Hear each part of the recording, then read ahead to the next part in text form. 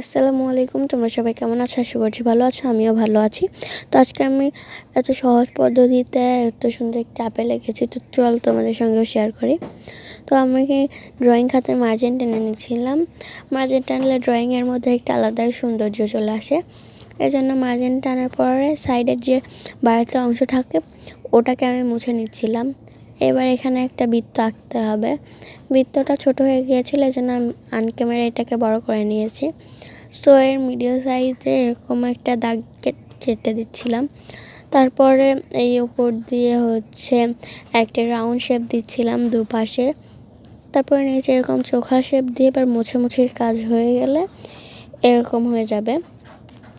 So এখানে যেহেতু ডান্টি দিতে হবে, এর জন্য ওখানে আমি এই ডান্টিটা দিয়ে দিচ্ছিলাম এভাবে। তো এবার আমি লাল রঙটা মাঝখানে পুরো করে দিব। তো এই তো আমার করা শেষ। এবার ডান্টিতে একটু খয়েরি রঙ দিব। তো তারপরে এই তো বর্ডার দিয়ে দিব চার সাইড দিয়ে। তো আমার আপেল সম্পূর্ণ রেডি। কেমন হয়েছে অবশ্যই বলবা। আজকের মতো এখানেই বিদায় নিচ্ছি। সবাই ভালো থাকবে, সুস্থ থাকবে। আল্লাহ হাফেজ।